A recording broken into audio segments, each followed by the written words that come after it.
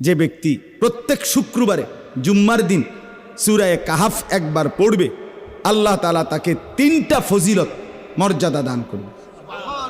নবীজি সাল্লাল্লাহু আলাইহি সাল্লাম বলছেন, 1 নাম্বার, এই সূরা পুরাটা যে পড়বে শুক্রবার দিন, আল্লাহ তাআলা তার জমিন থেকে মানে তার পায়ের নিচ থেকে 7 আসমান পর্যন্ত তার জন্য পুরাটা জায়গা নূর আলোকিত করে দিবে।